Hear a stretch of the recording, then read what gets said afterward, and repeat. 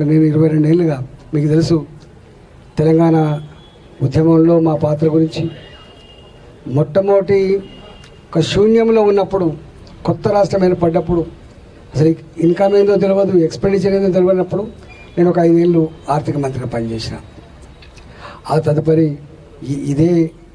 ఇదే స్థానం మహేంద్ర హిల్స్ మొట్టమొదటి పేషెంట్ సౌదీ అరేబియా నుంచి వచ్చి బెంగళూరు నుంచి వెళ్ళి ఇక్కడికి వస్తే మొత్తం తలుపులన్నీ మూసుకున్నారు. ఆ పేషెంట్ వచ్చినప్పుడు ఏమైందో ఒక ఆందోళన ఉండే, తీసుకుపోయి గాంధీ హాస్పిటల్ జాయిన్ చేసి ట్రీట్మెంట్ కోసం ప్రయత్నం చేసినాడు. ఒక్కరు ముందుకు రాలే.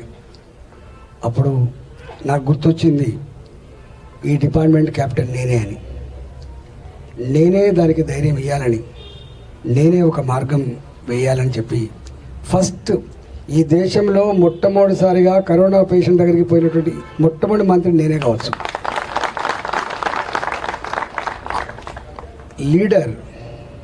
లీడర్ అంటోడు మార్గదర్శి. లీడర్ మీద డిపెండ్ అయ్యే కుటుంబంలో లీడర్ ఉంటాడు, దాని మీద ఆధారపడే కుటుంబం ఉంటుంది.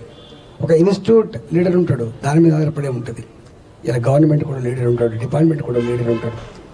గుర్తొచ్చి ఇప్పుడున్న పరిస్థితుల్లో ఏ మందు లేనప్పుడు, దీనికి సంబంధించిన సమాచారం ఏం లేనప్పుడు ధైర్యమే మందు అని చెప్పి భావించి ధైర్యాన్ని అందించి ఈ రాష్ట్రాన్ని ఎట్లా కాపాడుకున్నామో, దేశాన్ని కూడా ఎట్లా కాపాడుకున్నామో దాని గురించి మీకు వివరించి చెప్పాల్సి అక్కర్లేదు.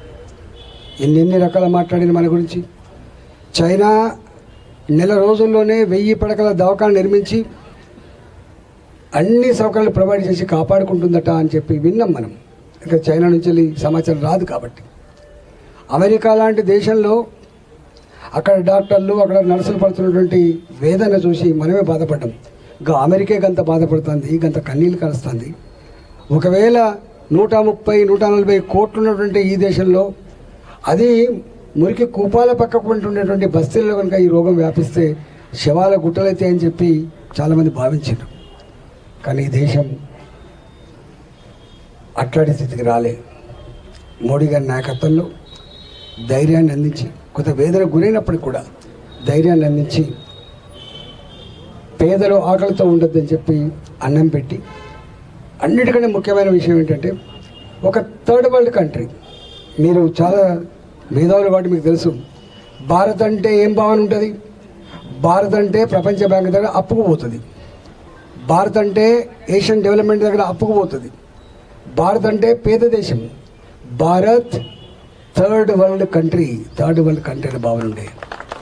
కానీ అలాంటి పేద దేశం, అప్పులకు పోయే దేశం, టెక్నాలజీలో వెనుకబడ్డ దేశం, ఆ దేశం రీసెర్చ్ చేసి అతి తక్కువ కాలంలో వ్యాక్సిన్ ప్రొవైడ్ చేసి 130-140 కోట్ల ప్రజానికానికి 2వ 3వ డోసు అందించడమే కాకుండా ప్రపంచ ప్రజానికాన్ని వ్యాక్సిన్ అందించి కాపాడిన దేశం భారత్. ఇవాళ మీకు తెలుసు, హైదరాబాద్లో ఇక్కడనే వ్యాక్సిన్ ప్రొడ్యూస్ అయితే స్వయంగా ప్రధానమంత్రి గారు కరోనా సందర్భం వచ్చి అవన్నీ చూసుకొని పోయింది. మీకు తెలుసు, నేను అఫీషియల్ రావట్లేదు, నేను ఒక సామాన్య భారత పౌరుడిగా ప్రధానమంత్రిని కావచ్చు, కానీ నా బాధ్యత ఇవాళ ఒక వ్యాక్సిన్ తేవడం, నా ప్రజానికంలో ఒక విశ్వాసాన్ని పాదుకొల్పడం, ఈ భయాన్ని పారదోడడం అనేటువంటి భావన వ్యక్తం చేశాను. మీకు తెలుసు, ఇట్లా అనేకం ఉన్నాయి.